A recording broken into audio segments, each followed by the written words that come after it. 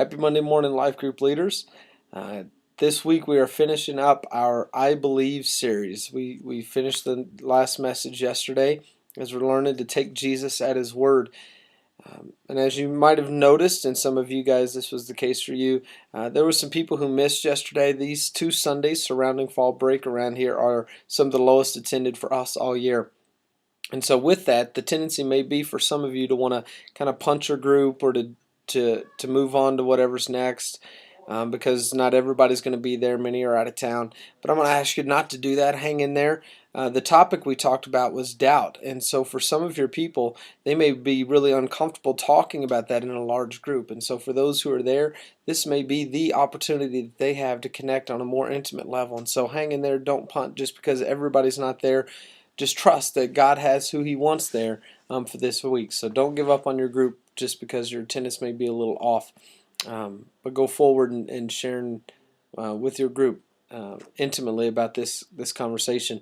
As we finish up a series, one of the things that I like to do is to allow people to go back and think about all the weeks of the series and say which one of those weeks stuck out to you. What truth are you going to be hanging on to? What's God really speaking to you? And so spend a few moments at the beginning just reviewing the whole series. What has God said to you? How have you made progress in taking Him at His word? What does it look like for you to trust Him more now than you did 5 weeks ago when we began this series? So that's your review for this week. And then we want to get into the conversation about doubt. And as it relates to this conversation specifically, I want to challenge you for all of our series. This should be true, but especially for this. As you're talking about doubt, for some people it's a real issue that they struggle with, and let them struggle. Don't feel like you have to have all the answers for them. Just be there with them, walk them through it, and don't allow you or yourself or others in your group to give cliche churchy answers to when somebody offers their struggles and their dealings with doubt. Don't give cliche answers, and allow people to work through this as God's working in them. So don't give churchy answers. Be real. Share your own experience, your level of intimacy, your level of transparency is going to set the tone for the rest of your group. And so be willing to share your own struggles as it relates to doubt. There's some great discussion questions in there. One of the things that I would have loved to be able to talk about, didn't have time, but that this is such an issue all throughout Christianity. One of the most famous people as we think about holy religious people is Mother Teresa. Everybody looks at her as a saint, as well we should. But what would be really interesting for you as a life group leader is to Google the words Mother Teresa doubts. About 6 or 7 years ago, there was a book that came out from her private diary. And in her private diary, she goes through and just gives some really specific accounts of her struggles with doubt, that she didn't even know if she was saved. She didn't know if she believed in God. She went through some real serious bouts of doubt throughout her life, and especially toward the end of her life. As everybody around her was lifting her up as the most holy person they've ever met, she on her inside struggled with whether or not God even loved her.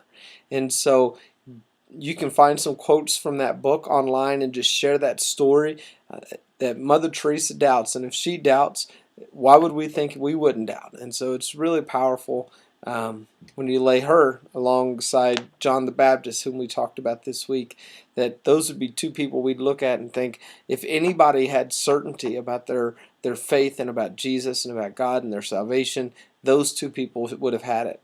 But both of them struggled immensely with this idea of doubt. So you can go back through, talk about the story. There's some questions that go along with that.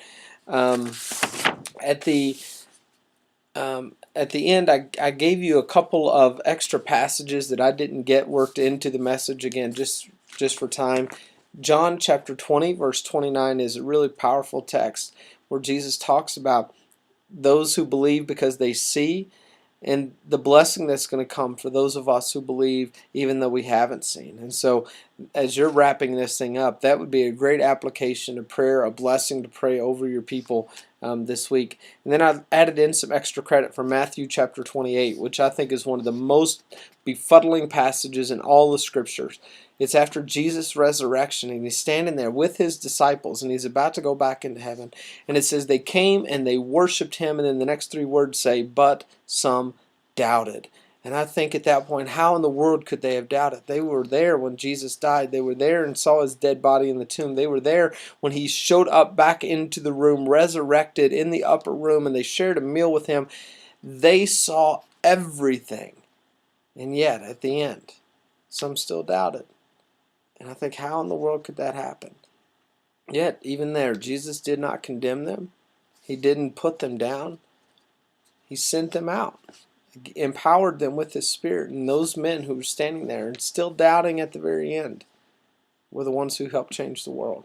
And so there's hope in that for me as I look at that, and I think if God can still use them after all they saw and all they experienced, and they still dealt with doubt, then it shouldn't be surprising that I would or anybody else would. And it doesn't discount us for ministry. It doesn't discount us for the faith. God still has the ability to use us despite our doubts. And so that's the promise for us. That's what I want us to dive into this week. Let that be an encouragement to you. Let it be an encouragement to those in your group. I think that's all for this week. Have fun. Enjoy your time together. Thank you for your ministry. We love you guys, and we'll see you next Monday.